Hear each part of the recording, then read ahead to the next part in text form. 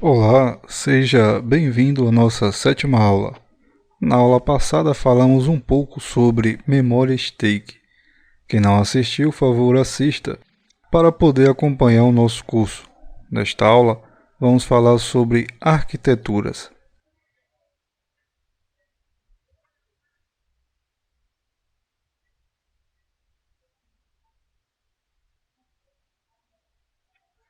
Arquitetura Von Neumann versus arquitetura Harvard.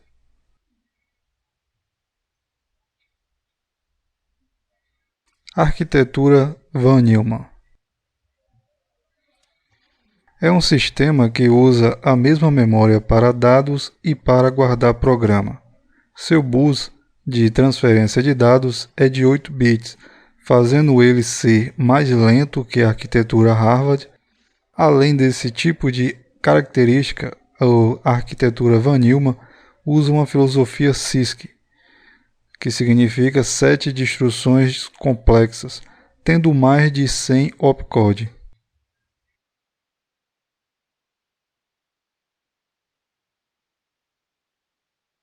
Está aí o modelo da arquitetura Von Neumann, onde de um lado, do lado esquerdo, temos a CPU e do outro lado temos a memória de dados e a memória de programa, e um único bus de 8 bits. É por isso que ela se torna mais lenta que a arquitetura Harvard.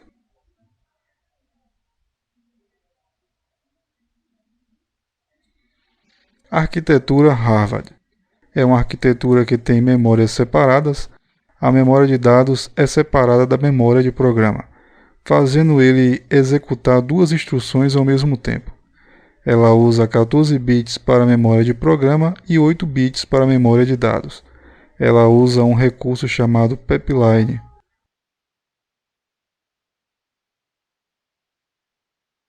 Isso é, enquanto ele executa uma instrução, ele busca outra memória de programa. Além deste recurso, essa arquitetura usa uma filosofia RISC, 7 de instruções reduzido. O PIC usa essa arquitetura. O PIC 16F84A, por exemplo, que a gente está usando nas nossas aulas, usa 35 instruções em assembly, ou seja, 35 mnemônicos.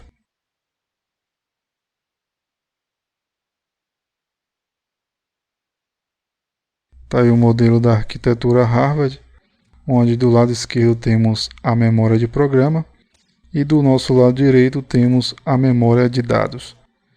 A memória de programa tem 14 bits e a memória de dados 8 bits. Então o bus, além de ser separados, também tem tamanhos diferentes.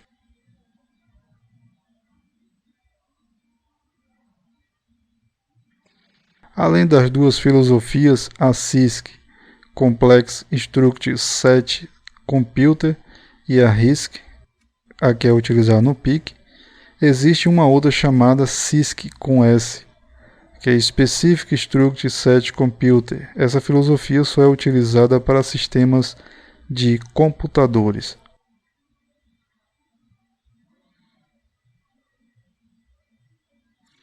Linguagem de programação. Na linguagem de programação temos a linguagem de alto nível, que é a chamada linguagem ligada a objeto, como a C, C++, a Java, PHP, a Basic, entre muitas outras. Já na linguagem de baixo nível temos a nosso foco da nossa aula, que é o Assembly. E na linguagem de máquina temos aí a linguagem direta, a linguagem binária. Compilador. O que deve ser um compilador? Compilador nada mais é que um tradutor que transforma mnemônicos, chamados opcode, em linguagem binária. Esses mnemônicos pertencem à linguagem assembly. Então, ou seja, seja qual for a linguagem escolhida, ela vai ter que ser sempre primeiro traduzida para assembly, para depois ser convertida em zeros e uns. O MPASM é o compilador assembly do MPLAB da Microchip. É justamente este compilador que a gente vai estar utilizando nas nossas aulas.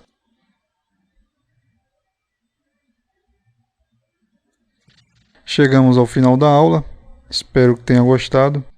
Se gostou, clica em gostei e compartilhe, porque isso ajuda outras pessoas a conhecer o canal. Até uma próxima aula.